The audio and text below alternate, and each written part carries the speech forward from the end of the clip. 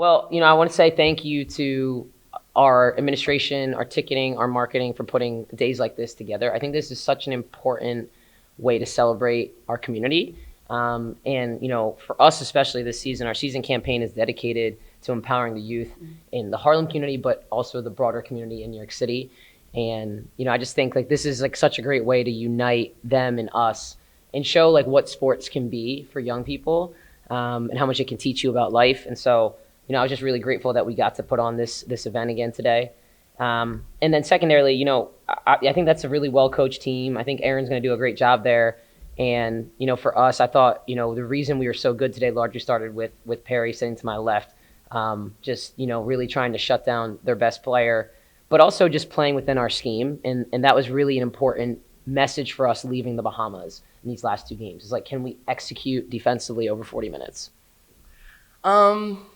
I think for me, it was just like feeling confident in myself and like I've been in my head the past few weeks and just knowing that like you got to just play free and just play for your inner child and everything. And like this was like a great day because it was education day and we had so many fans, so many little kids out there, and it was just like this is who I wanted to be when I was out on the floor, and I just needed to like channel that my inner child and then just go out there and do it. Yeah, I mean, I think that my injury made me really reflect on like what my purpose was on and off the court through basketball and like what I wanted to do and what I wanted to accomplish. And I think this game especially, like I wanted to make sure I was making an impact defensively first and let my offense dictate what I was doing defensively. So I think that was the biggest thing. Like shutting down 31 was the biggest thing for me because we know that she's a really good player and a good inside presence. And I wanted to make sure that she wasn't getting the touches that she needed and she wasn't getting the ball. So I know I wanted to hone in on that, and I knew that everything else would come within that. I think adjusting with that's kind of like the same thing, and I know that being in the starting five, it's just that I need to show whoever comes off the bench, like to set the tone and know like this is what you're supposed to do, right? I don't want to wrong them and make sure and give them something that they're not supposed to be doing. So making sure that I'm setting the tone before anyone else comes in. Yeah, I mean, we talk a lot about being physical with your chest to your knees and not with your hands, right? And I thought we just were trying to be too handsy, trying to poke steals away. And, it's when you play, it's interesting. This team their primary ball handler and their secondary ball handler were out, right? And so they didn't have a lot of primary options, but they have skilled players. And as I told our team, I was like, I know all these players. Like at one point, I either recruited some of them or, I've seen film of them or I saw them in high school.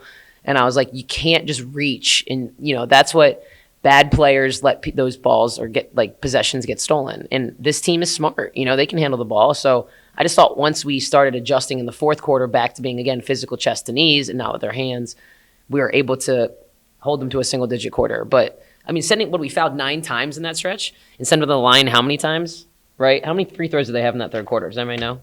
12. Sorry, you said that, yeah. So, that's just a discipline. That's a maturity thing. And that's one thing. It's like every week this team keeps gaining some maturity some way, and that's one of the steps that we need to finish off.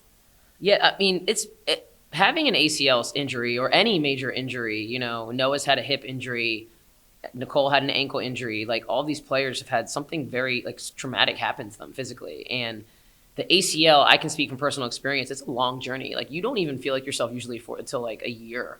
And for Perri to do what she did, and she really just kind of like put her head down, trusted her process. I mean, she came back even a little bit earlier because she was so physically ready.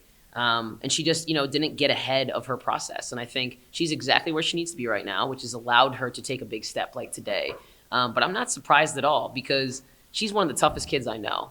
And she competes like it. So, honestly, I just think that she has trusted herself more and more the older and more mature she's got. And we just had to give her that grace as a coaching staff. Yeah. Everything, it's like our gym needs to be an environment people hate to play in and we thrive in. And I really believe that our community has been our 6th player on the court for us. And we started building that 2-3 years ago, right?